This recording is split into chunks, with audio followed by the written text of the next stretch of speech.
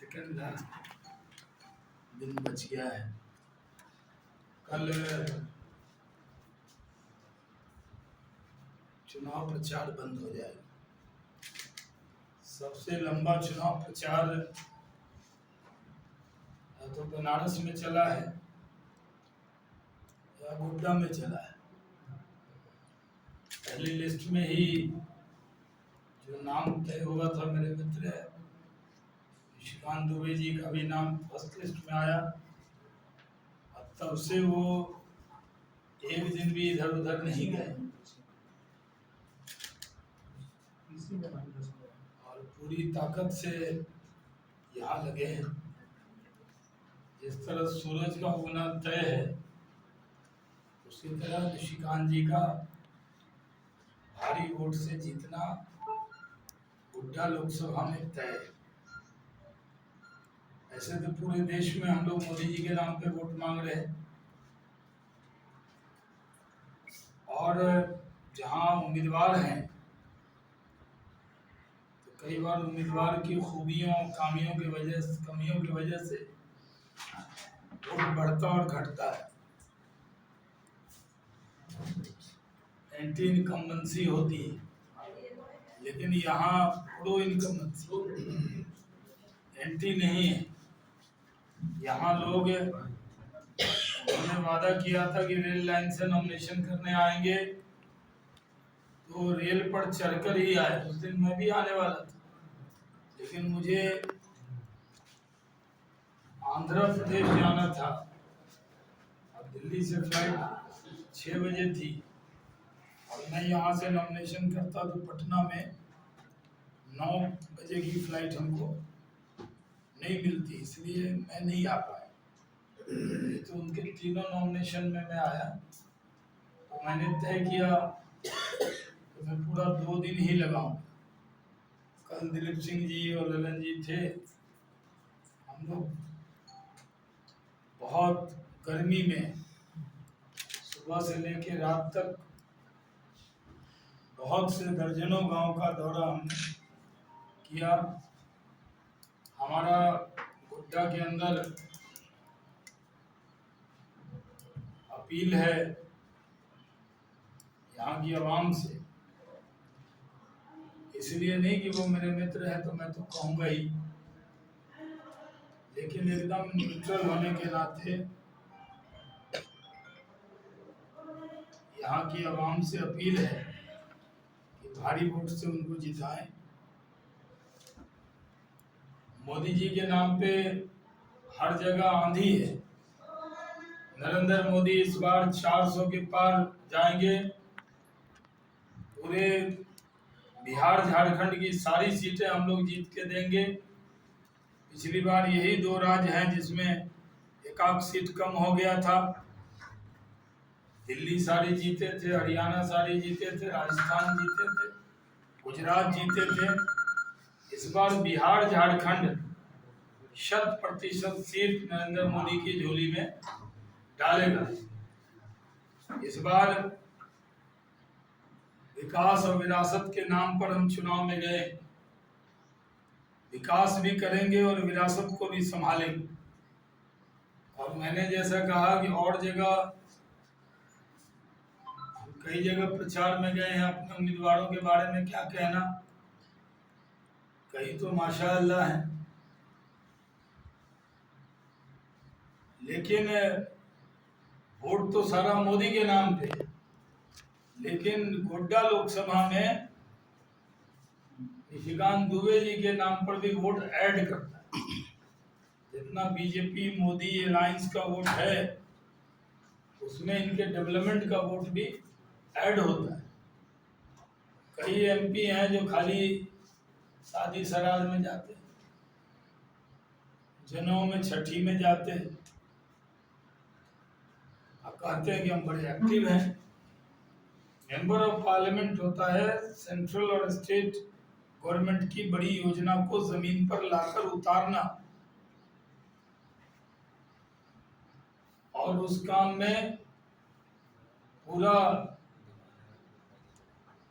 अगर आप देख लें संथाल परगना, कोसी सीमांचल 3 कमिश्नरी देखें, दुमका कमिश्नरी, भागलपुर कमिश्नरी, मुंगेर कमिश्नरी, बांका, जमुई, उधर पूर्णिया कमिश्नरी और कोसी कमिश्नरी। इसमें हमारे सांसद तो ज्यादा नहीं है बीजेपी के सिंबल के।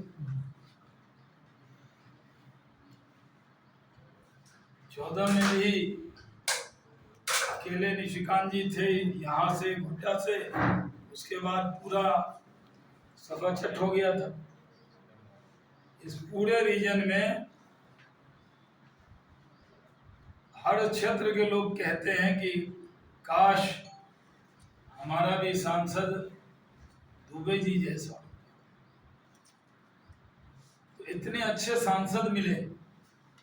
निशिकांत जी के अंदर एक खास बात है, हम उनको कई बार, मेरे मित्र हैं तो हम का अधिकार थोड़ा ज्यादा है, हम कह देते हैं कि आप तो एकदम जाट नेता है, हर बात मुंह पे कहते, जो दिल में है वही जबान पे है, वही दिमाग में। उनकी दो मुही बातें नहीं होती। तो पूरे क्षेत्र में हम घूमे हैं, हो सकता है 2-4 जगह कम गए हों, कहीं ज्यादा गए हों, लेकिन हर किसी ने कहा कि सांसद हो तो दुबे जी जैसे। ये बात तो हमने यहाँ कही है। यहाँ हवाई अड्डा बना है, यहाँ एम्स बना है, यहाँ रेल लाइन आई है, यहाँ पावर स्टेशन बना है। अगर मैं गिनाऊं तो सुबह से शाम हो जाए और शाम से सुबह हो जाए। दुबे जी का काम बताते बताते थक जाए। इसलिए डेवलपमेंट के नाम पर हमारी अपील है कि वोट दीजिए। और हम अक़लियत के लोगों से भी कहना चाहते हैं कि आप जानते हैं कि आएंगे मोदी, छाए हैं मोदी, जीतेंगे मोदी, प्रधानमंत्री बनेंगे मोदी। तो आओ मोदी के जहाज में, कश्ती में। हम अल्पसंख्यकों से कहना चाहते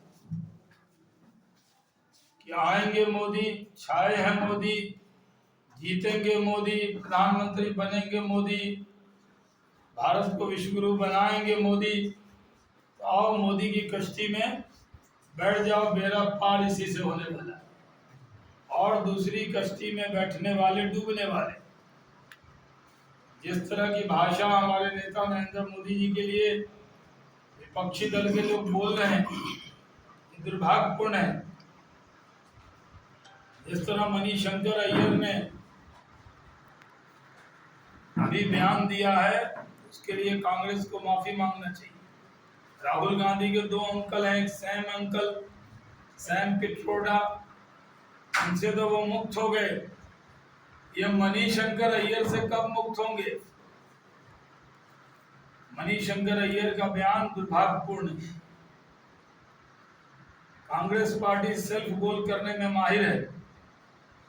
इस बार बिहार में भी आरजेडी पिछले चुनाव में थी 0, इस बार भी हो जाएगी 0। आरजेडी को जिद है, इंडिया अलायंस के लोगों को बिहार में जिद है खाता खोलने की।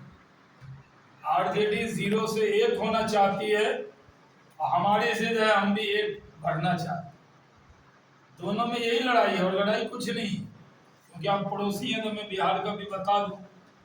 इनकी जिद है आरजेडी की 1 सीट मिल जाए ताकि 0 से 1 हो जाए, खाता खुल जाए।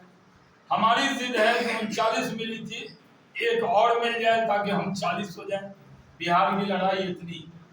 झारखंड में कोई सिंपैथी हेमंत सोरेन को नहीं है। वो दाढ़ी बना लें, बढ़ा लें, वेशभूषा बदल लें, लेकिन सबको पता है स्वतंत्रता सेनानी बनकर जेल नहीं गए, वो भ्रष्टाचारी बन के जेल गए। इसलिए जो मासूम भोले भाले आदिवासी भी हैं, वो भी पूरी तरह भारतीय जनता पार्टी के मोदी जी, बाबूलाल मरांडी जी और दुबे जी के, निशिकांत जी के साथ है। तो हमारा इस प्रेस कॉन्फ्रेंस के माध्यम से सबसे अपील है, आइए मोदी के साथ, चलिए मोदी के साथ, आइए इस देश को विश्व गुरु बनाने के लिए हम आपको मोदी के साथ आने का निमंत्रण देते। अक़लियत समाज के बीच में भी हम गए, उनको मैंने कहा कि जो रेल बना है तो उसमें सब चलेंगे, हवाई अड्डा पे सब चलेंगे, एम्स में सब लोग दिखाएंगे, अनाज 5 किलो मोदी का सबको मिलता है, कोरोना का टीका सबको मिला, पक्का मकान सबको मिल रहा है, आयुष्मान भारत का 5 लाख के इलाज की गारंटी सबको मिल रही है, फिर सब वोट क्यों नहीं दे रहे? ये नहीं होगा कि अनाज खाइएगा गप गप, अब वोट मीठा मीठा गप गप और तीता तीता थू थू, ये नहीं है। तो हमने अपील की है, देखते हैं इस बार गोड्डा में निशिकांत दुबे जी 9 लाख वोट प्राप्त करेंगे। अब की बार 9 लाख पार।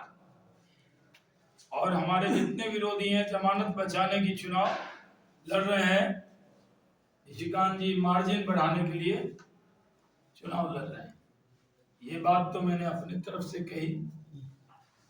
आपके मन में भी जो प्रश्न होंगे जी, एक प्रश्न का और जवाब मैं पहले ही दे दूं कि जब जनरेटर है गया दिखेगा सर जी,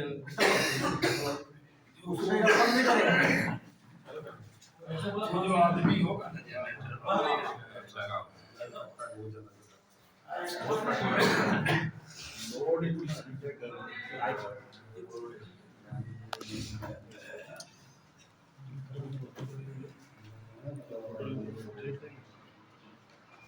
उनको फोटो खींचना नहीं आता, नहीं आता।